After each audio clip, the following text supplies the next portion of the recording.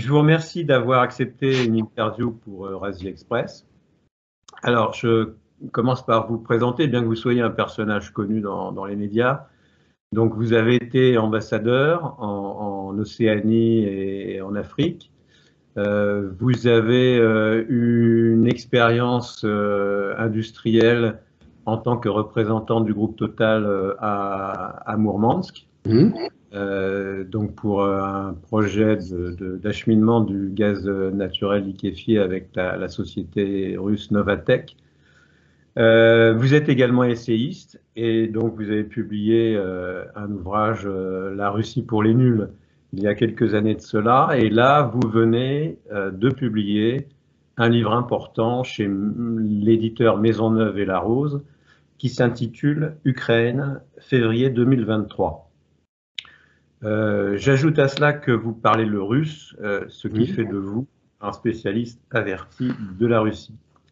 Alors, avant d'en venir à votre livre, ma première question va porter sur un article que vous avez fait paraître dans la revue Conflit en janvier 2022, c'est-à-dire en mars 2022, pardon.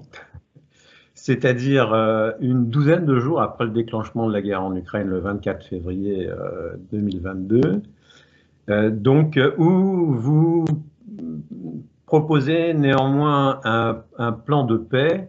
Donc, en quoi précisément consistait ce plan de paix, Eugène Berg? Voilà, bon, merci.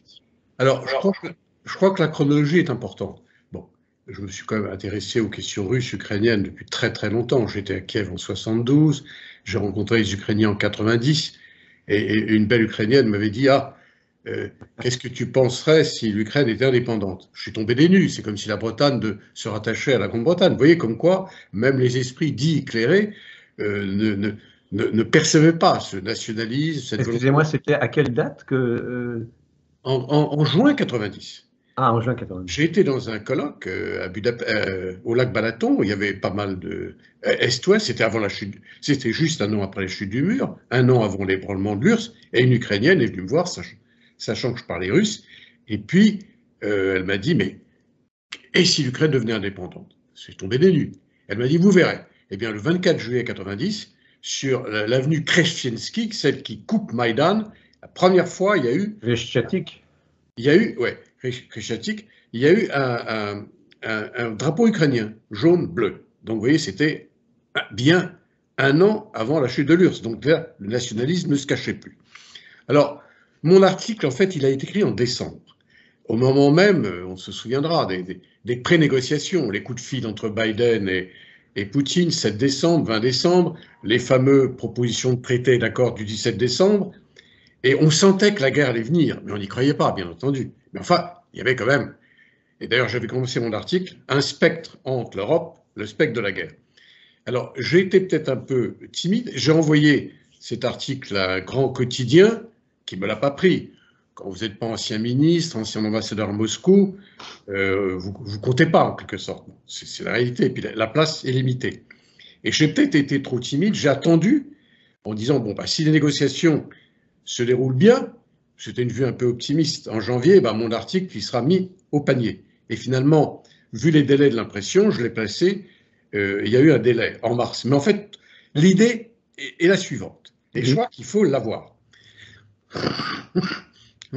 Mon raisonnement partait du fait que pour éviter la guerre, si les Ukrainiens demandaient le maximum, c'est-à-dire la libération du Donbass pour eux, la récupération de la Crimée et une éventuelle adhésion à l'OTAN, c'était la guerre tout droit qu'on ne pouvait pas éviter, et une guerre qui serait longue, meurtrière, fratricide.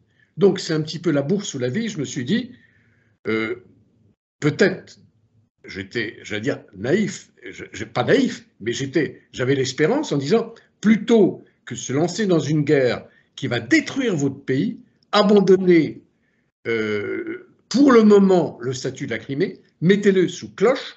Alors, il y avait différentes possibilités.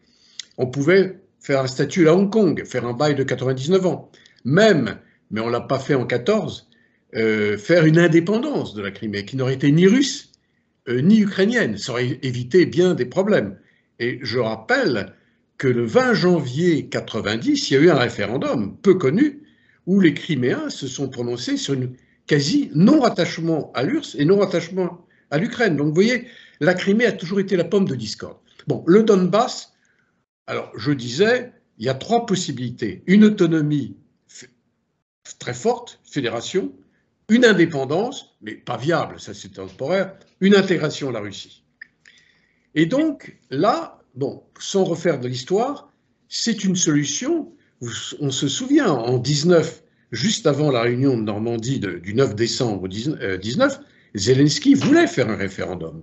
Et finalement, les extrémistes, ou la droite, il faut le dire, ukrainienne, lui ont empêché. Il y a eu 100 000 manifestants où Petro Poroshenko, son prédécesseur, qui jugeait son successeur illégitime, eh bien, ils ont protesté, pas de reddition, et finalement, Zelensky qui était encore un jeune débutant, n'a pas pu en mettre son programme. Et tout a volé en éclats,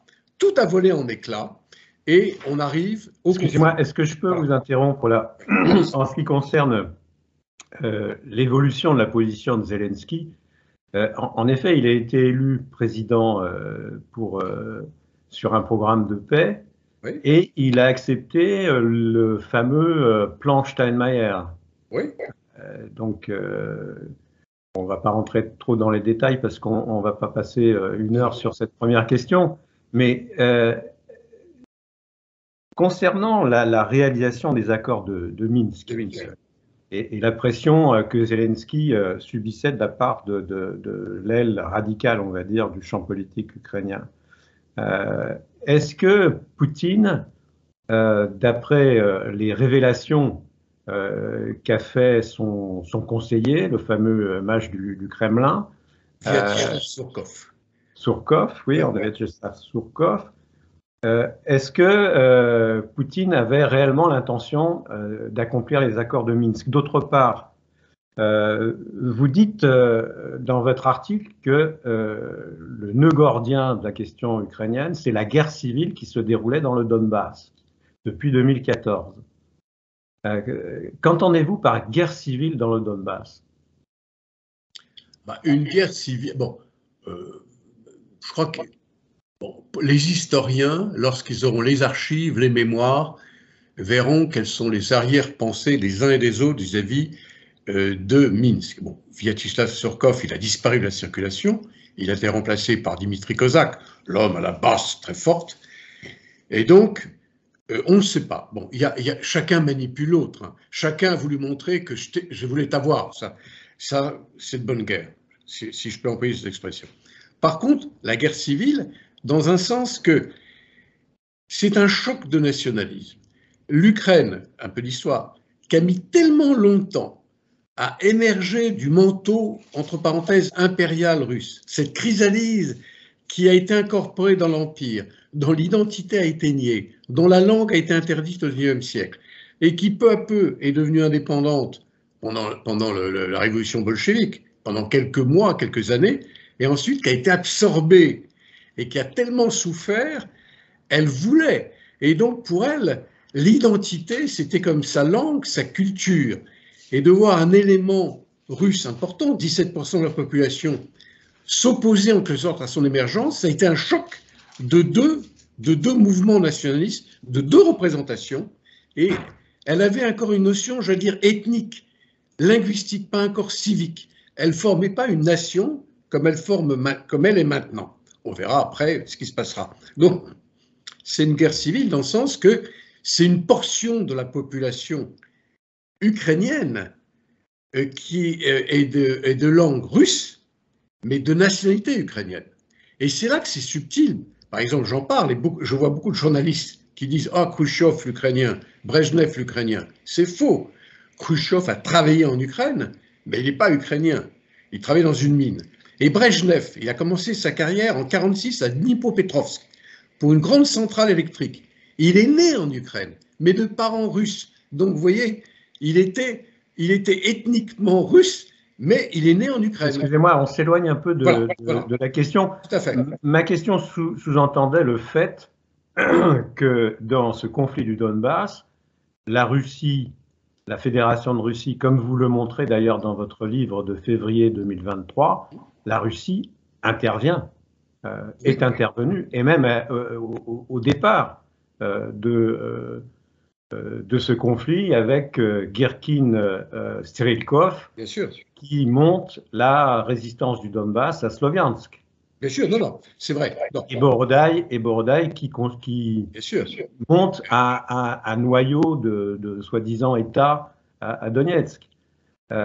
Donc parler de guerre civile dans le Donbass, c'est reprendre bon, le narratif de Poutine qui parle lui aussi de guerre civile dans le Donbass. Non, vous avez raison. C'est une guerre civile, c'est quand même une guerre en grande partie civile, alimentée de l'extérieur. Vous savez, en relations internationales, le mélange de guerre interne et externe est complètement dévalué maintenant. Il y a très peu de guerres qui sont intra-étatiques ou inter-étatiques. Il y a un mélange des deux. Vous avez raison.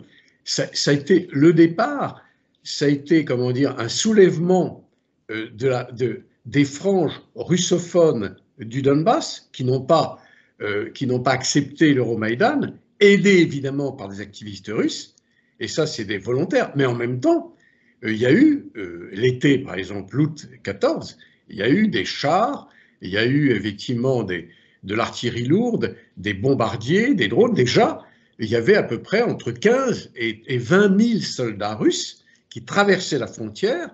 Et d'ailleurs, je me souviens que Fabius, je connais, hein, a dit à Poutine « Ah, on a repéré des soldats russes dans le Donbass ». Et Poutine, toujours malin, croyant malin, a dit « Oh, ils se sont trompés de chemin ». Bon, c'est des gens, et d'ailleurs, je le cite, hein, c'est ce qu'on appelle des soldats du week-end. Ils prenaient des vacances, c'était d'anciens GRU, SVR, soldats, aumônes, et ils prenaient, alors certainement bien payés d'ailleurs, ils étaient payés déjà, je le cite, hein, le salaire moyen en Russie c'est 300, 400, 500 euros, ils étaient payés pour un soldat 1500, pour un commandant 3000, donc ils étaient financés. Et ça, le M17, le oui, donc effectivement, c'est une guerre civile alimentée de l'extérieur. Et quelqu'un que j'ai rencontré qui s'appelle Zakhar Prilepine, qui est venu plusieurs fois à Paris présenter ses ouvrages. Oui, je l'ai interviewé, oui. Vous vous souvenez? Eh bien, il a écrit ceux du Donbass. Il s'en cache pas. Il a dirigé un bataillon russe dans le Donbass. Oui, oui, oui. Excusez-moi, pour revenir à votre article de mars 2022, est-ce que vous pouvez donc conclure en précisant les données du plan de paix que vous envisagiez à cette époque-là? Mon plan de paix, c'était régler le statut du Donbass, c'est-à-dire soit créer une forte autonomie, une fédération, soit effectivement s'acheminer progressivement sur une forme d'indépendance. Mon raisonnement était là. Ils étaient déjà, disons, sous la coupe des Russes, ils étaient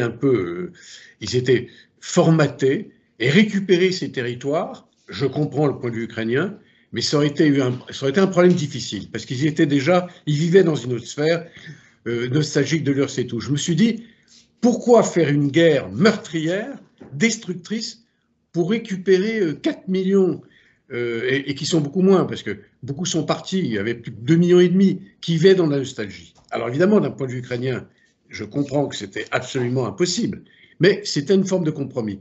Plutôt lâcher un petit peu, et d'ailleurs c'est ce que dit Kissinger, il a dit à Davos bien après, lâchez un petit peu, et comme ça vous aurez la peau sauve.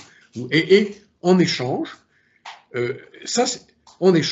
accord de sécurité, vous rentrez très rapidement dans l'Union européenne, votre PIB va doubler en 15 ans comme la Pologne. Ça, c'était la première étape. On gèle le problème de l'OTAN, on fait un statut de neutralité provisoire, mais avec un accord de sécurité beaucoup plus fort que Budapest. Et ensuite, on fait, deuxième étape, on règle les conflits gelés. C'est-à-dire que les Occidentaux élargis disent à la Russie, très bien, on peut forcer l'Ukraine à faire ses compromis, mais vous, en échange, réglez les problèmes de la Transnistrie, de l'Ossétie, faisons un vrai accord de sécurité global. Et troisième étape, on fait un grand espace de l'Atlantique à l'Oural, économique, avec des voies rapides, avec des oléoducs, on fait une vraie politique de l'énergie. Alors, je l'en ai parlé à beaucoup de mes camarades ambassadeurs dans les deux pays, ils m'ont dit, Eugène, mais dans 5-6 ans. Pour l'instant, les Russes veulent des accords de sécurité. Et ce que j'en conclus, je ne peux pas le prouver, eh bien, les extrêmes des deux côtés, des deux pays de l'extérieur, ont poussé à la guerre, ont poussé à la collision. Et ça, c'est quelque chose qui nous a échappé. Ça s'est passé très vite. Est-ce que comment dire, dans votre raisonnement, est-ce que vous ne laissez pas de côté les véritables buts de Poutine qui ont été clairement énoncés dès son article du 12 juillet 2021, à savoir l'Ukraine n'existe pas, il n'y a qu'un seul peuple. Donc son projet d'annexion de l'Ukraine à la Fédération de Russie est inscrit d'une certaine manière dès ce moment-là, et même dès avant.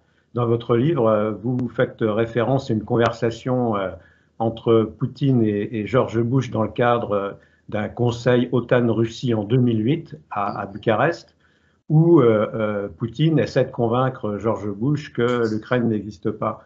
Mais une dernière question sur ce projet que vous avez écrit en mars, en mars 2021. Oui. Vous venez de parler des garanties de sécurité que souhaite avoir la Fédération de Russie. Pourquoi des garanties de sécurité à l'égard de l'OTAN, qui est une alliance défensive et non pas une alliance offensive? Il y a là quelque chose qui interroge. Ne pensez-vous pas? Oui, non. Alors, maintenant qu'il y a la guerre, je vais dire que toutes les revendications russes passent à la trappe. Parce que la Russie s'est présente à attaquer d'une manière tellement cruelle, sauvage et détruit l'Ukraine que son langage est devenu obsolète. Mais si on se passe avant, si on écoute le narratif de la Russie, ça correspond à un point de vue profondément russe. Mais il faut voir ce que pense l'autre. Gourdon-Montagne a écrit « Les autres ne pensent pas comme nous ». Nous, l'Occident global qui est diversifié, et encore, j'aime pas trop cette expression, c'est une expression de Poutine, on met tout dans le même sac. Qu'est-ce que dit Vladimir Poutine? Eh ben, on s'est retiré des bases de Cuba, on s'est retiré de l'Allemagne de l'Est, pour rien, il critique Gorbatchev, on s'est retiré de Kan Man-Ray, et les Bush, pas Obama, il a ramené un système antimissile, soi-disant orienté contre l'Iran, qui n'a pas de missiles à l'époque. Ça fait que moi, les missiles, ils sont à ma porte. Vous voyez. Alors évidemment, il y a les Iskander. Donc, de son point de vue stratégique, c'est bien. Et ensuite, tout a été démantelé, à commencer par Bush ABM, le traité des forces nucléaires intermédiaires en mai 18 par Trump. Donc, tout l'édifice qui avait été établi depuis la crise de Cuba s'est effondré. Et il n'a pas été remplacé, à cause de la Chine aussi. Donc, c'est tout ceci. On n'a pas répondu à ça. Je reste objectif. Les responsabilités, est-ce qu'elles sont 2 tiers, 2 tiers, 1 tiers? Mais il faut comprendre ça. Alors, évidemment, Poutine l'avance pour soulager son établissement, son complexe militaire-industriel, c'est dur, son armée, ces choses comme ça. Mais c'est ça il faut le comprendre. Et un jour, après cette funeste guerre, il faudra espérer qu'on remettra ceci sur le chantier. Mais on n'en est pas là. Mais donc, alors attention, alors l'article du 12 juillet, je l'ai lu comme vous, et à la fin, il dit, mais finalement, l'Ukraine, c'est à elle de décider. Donc, vous voyez, il dit qu'elle est Russie, mais il y a une petite phrase. Bon, là aussi, c'est en partie à consommation interne. Il dit, oui, l'Ukraine. Si l'Ukraine n'existe pas en tant que telle, est une création de l'Union soviétique, comme le prétend Poutine, n'est-il pas illogique de dire que c'est à elle de décider? Enfin, il y a quelque chose qui dépasse la raison. Hein. Oui, il l'a écrit dans son article, relisez-le, vers la fin, il a dit « Mais l'avenir de l'Ukraine dépendra d'elle. » C'est à elle de choisir sa voie. C'est du Poutine dans le texte, oui. Venons-en à votre livre maintenant, si vous le voulez bien, Genberg. Donc vous venez de le publier, c'est un livre de 500 pages qui est une véritable somme, vous l'avez esquissé tout à l'heure d'ailleurs, une véritable somme de l'histoire de l'Ukraine et de ses relations avec la Russie depuis l'état médiéval de la Rus de Kiev jusqu'à la guerre actuelle. Et dans ce livre, Vous faites une comparaison qui alerte, c'est celle que vous établissez entre Vladimir Poutine et un prince de l'époque de la Russe de Kiev, donc le prince André Bogolyubski, qui a régné au XIIe siècle. Est-ce que vous pouvez expliquer cette comparaison? Oui, alors c'est intéressant. On est dans le cœur de la divergence historique entre les Russes et les Ukrainiens. Alors, sans faire compliqué, la Russie n'était pas un pays unitaire, elle avait des principautés. Et le primus inter pares des princes était le prince de Kiev. Donc, dès que le prince de Kiev disparaissait, mourait, eh ben, un autre prince abandonnait sa principauté, Souzdal, Moscou, autres, et il arrivait à Kiev. Et donc, il y avait une espèce de primauté de Kiev. Le premier qui a cassé cette primauté, c'est justement Bogolyubski. Et avant l'invasion tataro-mongole 1240, il est resté à Moscou Souzdal. Souzdal, c'est une ville historique, beaucoup d'églises, je suis allé plusieurs fois là-bas. Et donc, la coupure a été là. Et surtout, il a envoyé son fils, Dimitri, détruire Kiev en 169. Ça fait que les Kieviens, la mère des villes russes, a dit, voyez, vous vous avez affaibli avant l'invasion tataro-mongole. Et ensuite sont arrivés les Mongols. Une partie de ce qui a constitué les criques Galicie, Volhynie, s'est détachée en quelque sorte de ces espèces de fédérations très lâches de principautés. Elle a rejoint la grande république de Polonie-Lituanie par étapes. Et voilà. Et donc, ce qui est intéressant, c'est que la césure pour les Ukrainiens commence là. Bien sûr que la matrice est la même, mais les peuples ont commencé à diverger. C'était la forêt et la steppe. C'est très important l'ethnogenèse. Donc la forêt, le bois et la steppe, c'était déjà deux notions différentes. Et l'Ukraine, c'est intéressant, elle est à l'intersection de tout ça, entre l'Est et l'Ouest, entre la chrétienté et l'islam, parce que les Turcs étaient en bas, les Ottomans, entre le catholicisme et l'orthodoxie. L'Ukraine est l'épicentre de toutes ces convulsions qui ont duré des siècles et qui éclatent maintenant. On croyait qu'elle était morte. Alors Bogolyubski, il a fait ça. La deuxième chose qui est intéressante, il s'est appuyé sur l'Église, comme évidemment Vladimir Poutine sur Kirill. Troisième chose, il a cassé l'horizontalité, la droujine. La droujine, c'est les amis, vous voyez, un peu comme Yeltsin sur son char, c'est là, et puis allez, vous êtes mes copains, on fait la même chose. Tandis que, souvenons-nous, le 21 février, juste avant, on voit Poutine à sa table, et tous les autres étaient ses obligés.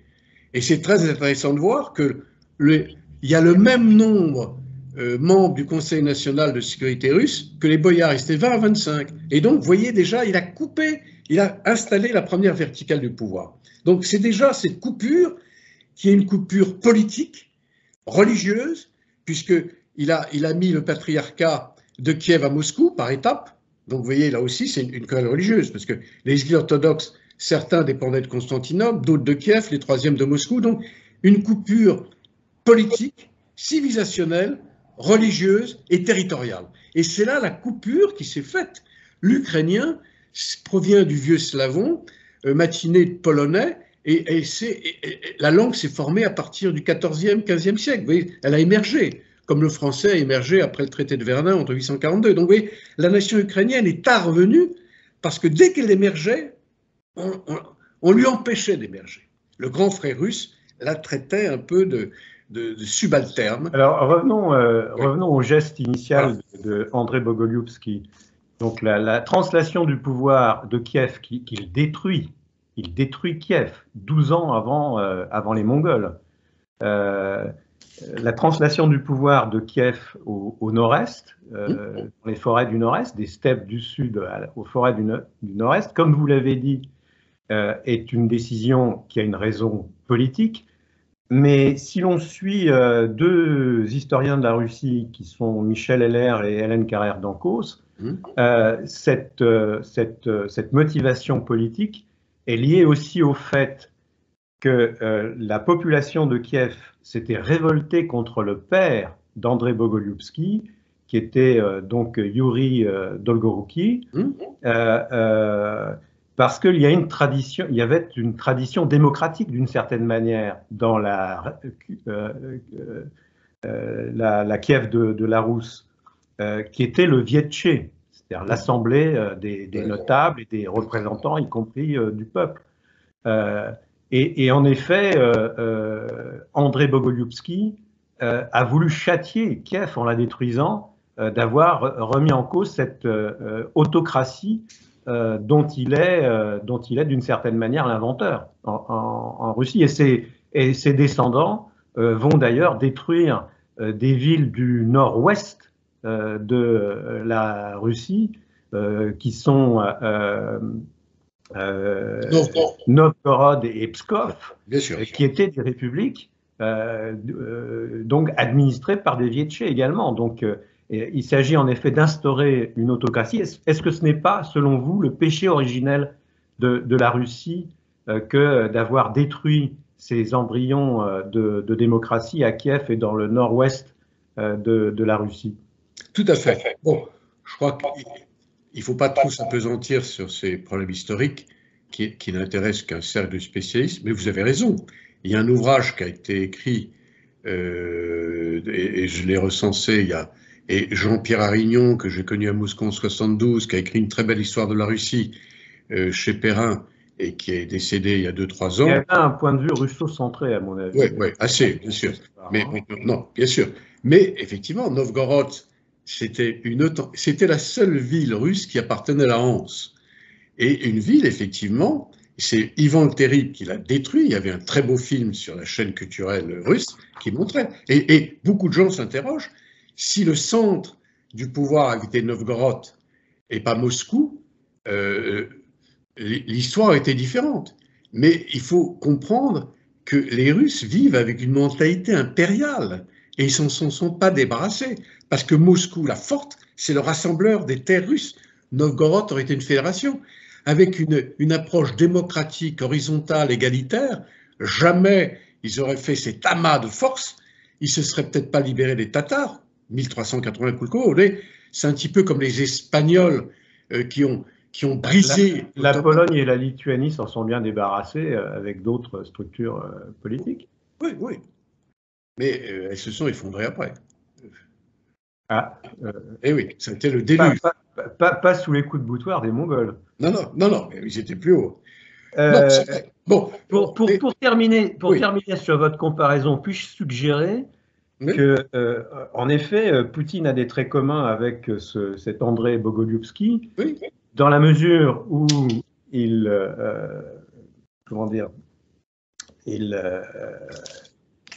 a installé une verticale du pouvoir et il est en train de transformer son régime d'une façon de plus en plus autocratique. Et il y a aussi peut-être une translation géographique avec Poutine de l'Europe de l'Ouest vers l'Asie actuellement. Oui, non, bien sûr. Kiev était plutôt dans l'orbite byzantine et Moscou, c'est plutôt le cœur de l'Empire. Kiev était assez au sud, une autre mentalité, une autre géographie, alors que Moscou, c'était le cœur de l'Empire. Voilà. Alors évidemment. Vous parlez de quelle période là? À partir du XIVe siècle. Hein. Moscou a commencé à. Une fois que les Tataro-Mongols ont été battus à Kulikovo en 1380, ensuite un siècle, alors là, ça a été le début de l'Empire. C'était Ivan le Terrible, puis ensuite, ça a été évidemment Pierre le Grand, et ainsi de suite. Et donc, on rentre dans une période impériale, totale. Alors, pour revenir à un autre sujet que vous soulevez dans votre livre et qui est fort intéressant,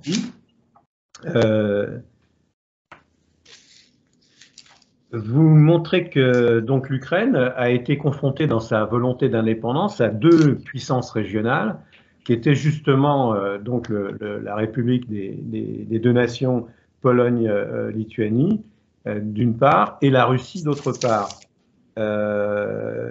Et vous dites que le renversement d'alliance opéré en 1991 entre la Pologne et l'Ukraine, qui étaient plutôt antagonistes jusqu'à ce moment, notamment pour ce qui s'était passé pendant la Deuxième Guerre mondiale, ce renversement d'alliance entre la Pologne et l'Ukraine change ou avait comme implication un changement d'équilibre des forces sur le continent Est-ce que vous pouvez expliquer Oui. cela?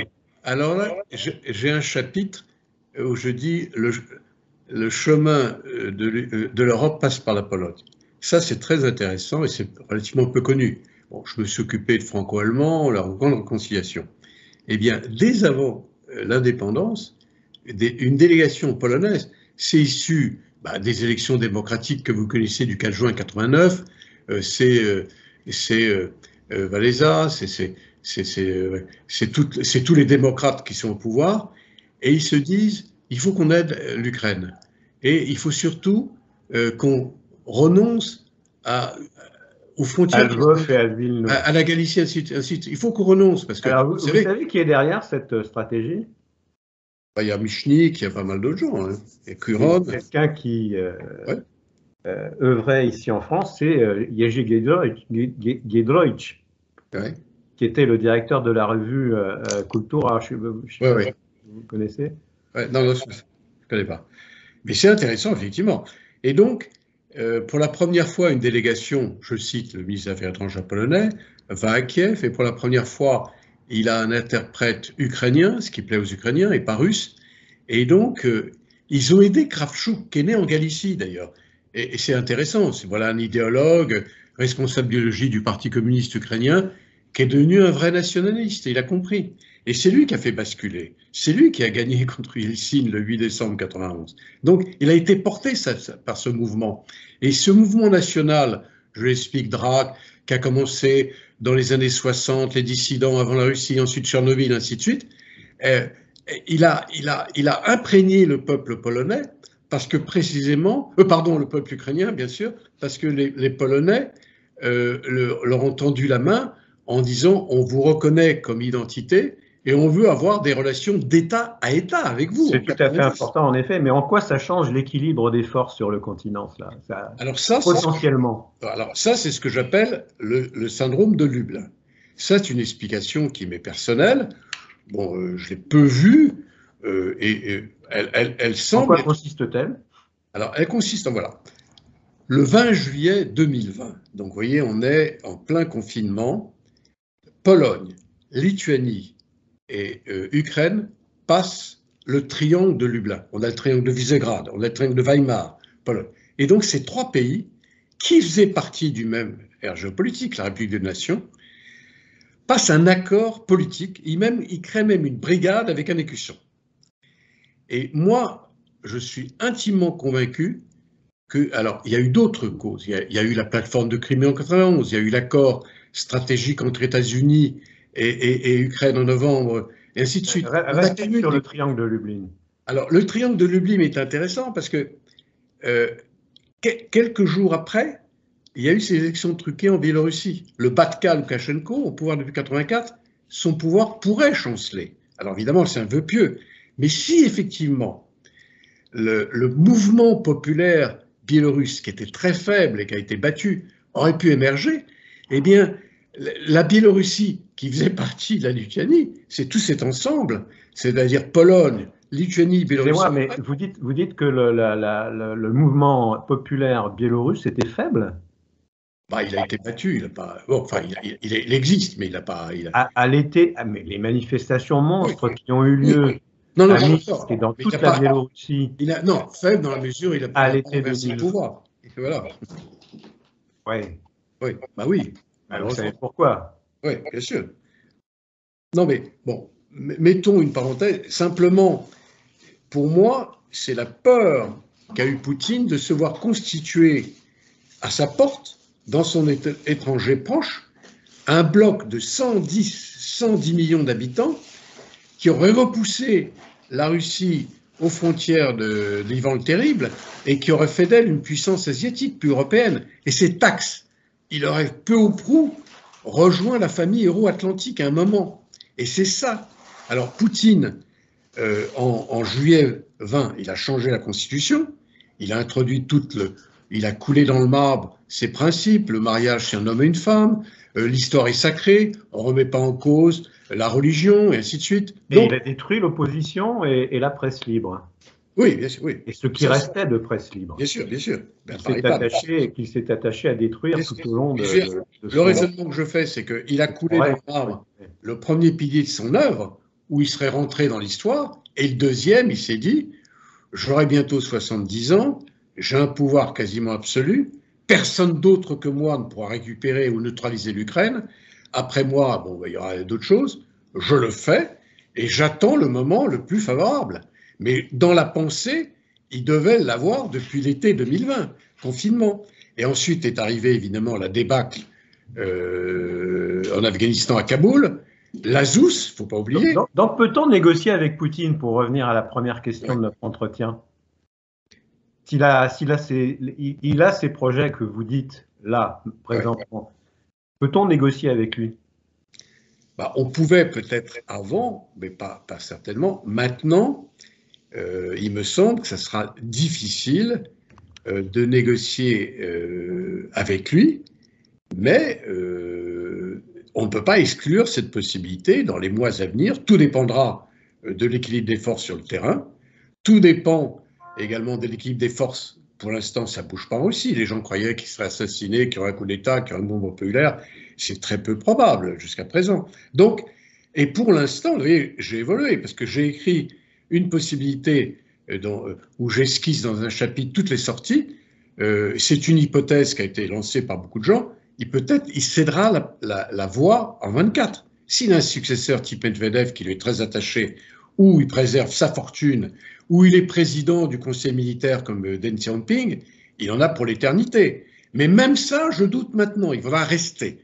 Et certains, comme d'autres analystes, disent que même s'il subit une défaite, pas totale, il pourra rester. Puisqu'il pourra dire, voilà, j'ai détruit l'Ukraine, donc elle n'existe plus, elle veut pas être, elle a renoncé à être russe, bon, je la détruis, et puis finalement, j'ai sauvé la bille, j'ai sauvé la Crimée, je fais la menace de l'atome, et finalement, j'ai fait la guerre contre l'Occident global, et je n'ai pas totalement démérité. Alors évidemment, par rapport à ces plans grandioses, tout ça s'est effondré, et évidemment, le problème des mois ou des semaines à venir, et il sera où va-vous balancer la force. Pour revenir à ce triangle de Lublin, oui.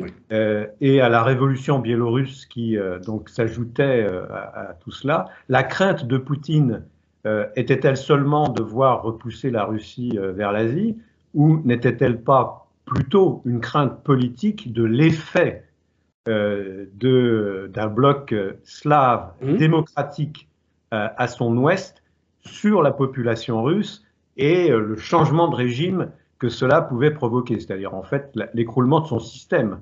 C'est vrai, non, vous avez raison.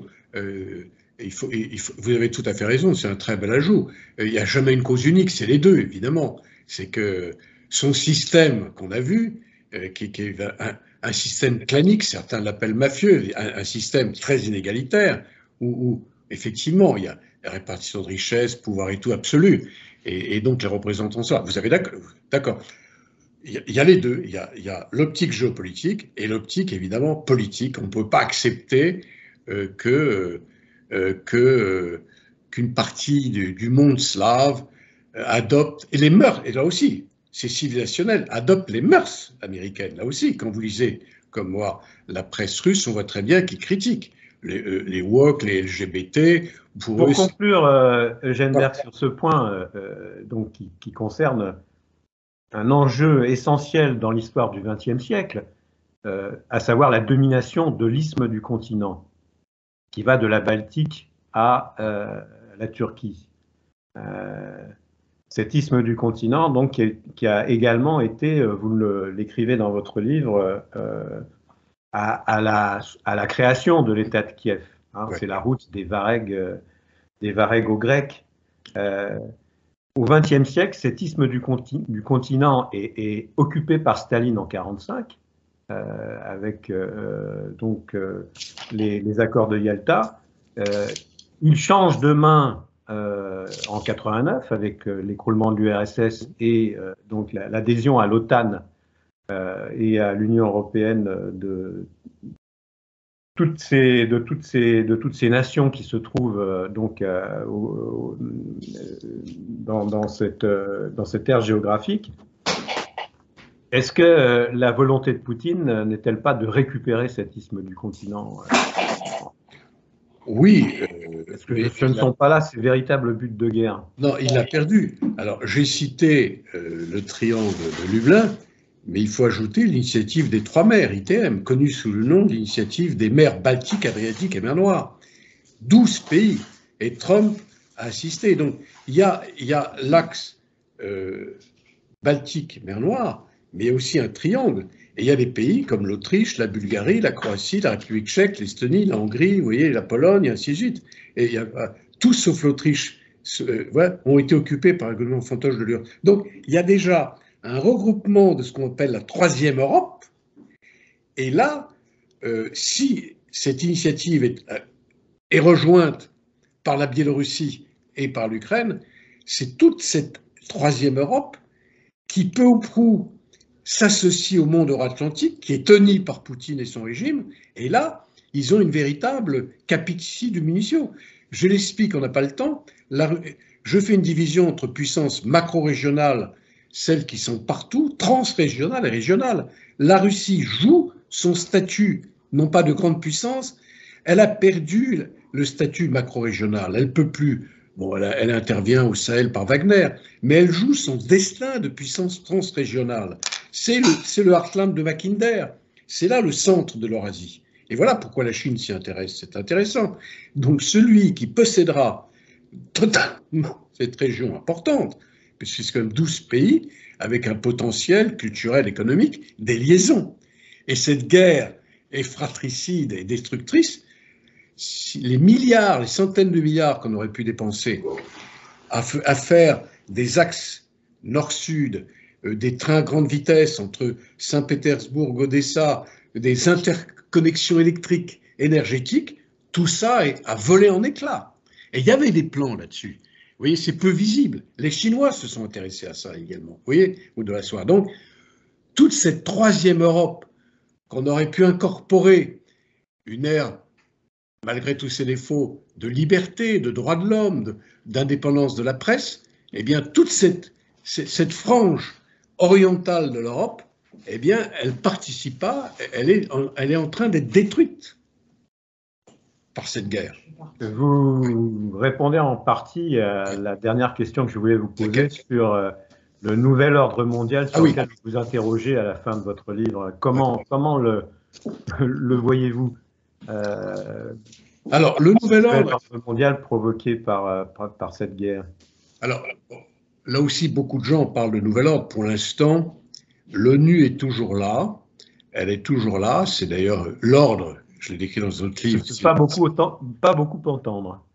Comment? Elle ne se fait pas beaucoup. Non, justement, elle est très. Mais à cause du droit de veto et tout. Alors, le nouvel ordre, je le vois finalement à 4 niveaux. Il y a 4 cercles. Il y a ce monde otanien global, c'est-à-dire l'OTAN, plus les quasi-alliés qui sont l'Australie, Nouvelle-Zélande, Corée du Sud et Japon. L'Occident global. On a l'Organisation de coopération de Shanghai qui existe, qui a été constituée de la Chine, Russie, puis 4 pays d'Asie centrale, et maintenant beaucoup de gens y affluent. Y compris, c'est intéressant, la Turquie. Ça a été créé à l'initiative de la Chine, c'est important. Bien sûr. Et la Turquie, qui est membre de l'OTAN, a demandé à adhérer à l'Organisation de coopération de Shanghai en septembre dernier. Donc vous voyez, elle joue sur les deux tableaux. Alors l'Inde a adhéré, l'Iran, et ainsi de suite. Alors on a ces deux mondes. On a ensuite un troisième monde qui sont les neutres, des néo-non-alignés qui hésitent à prendre parti dans cet alignement.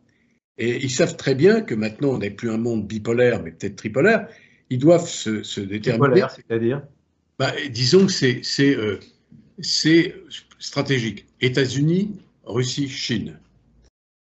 Même si la Russie n'est pas une grande puissance économique, elle reste une grande puissance stratégique et militaire. Elle joue là-dessus. Elle a un pouvoir de nuisance, oui. Et tous les accords de désarmement maintenant, de stabilité nucléaire, comme SALT, ont volé en éclats parce que la Chine ne veut pas en participer. Vous voyez ? Et donc, il y a des pays qui se déterminent par rapport. Ils ne veulent pas participer à ce conflit Ukraine-Russie en disant que ce n'est pas leur querelle, et d'autres, au contraire, ils sentent la pression de la Chine, et là, ils s'alignent plutôt sur les États-Unis. C'est-à-dire Philippines, qui était très pro-chinoise, Marcos, fils, a pris une autre position, il rouvre des bases américaines, Thaïlande. Donc, on retrouve les mêmes alignements que pendant la guerre du Vietnam. Donc, le pays pivot, ça va être évidemment l'Inde, qui préside le G20 et qui a une attitude assez ambiguë. Hein. L'Inde, par rapport au non-alignement que je connais bien, il est passif.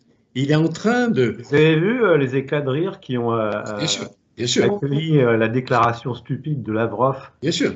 Selon laquelle c'est la Russie qui avait été agressée? Bien sûr, bien sûr. Mais Lavrov, il est devenu le valet de son maître. Il est très habile, très intelligent, mais là, il perd les... Quand il a dit qu'Hitler était juif, et ainsi de suite, quoi. Il devient un propagandiste pas très...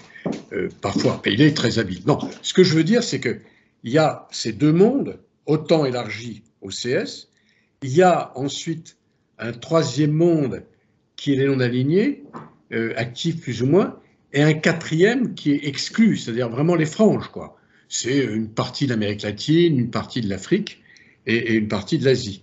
Donc, on n'a plus un monde bipolaire comme avant, on a un monde qui se structure pour l'instant autour de deux pôles, mais ces deux pôles ne réunissent pas autour d'eux l'ensemble de la planète. Chacun joue son jeu opportuniste en fonction du dossier et pas. Donc, on a un monde qui est de moins en moins régulé, où les coalitions se font au gré, et donc on manque de boussole d'indicateurs. Alors, quand on parle, regardez, là je vais être très franc et très ouvert, on parle la Russie et la Chine critiquent les pays impérialistes. Eh bien, très bien, il faut les prendre au mot. Est-ce que vous pouvez renoncer au droit de veto quand vous êtes concerné?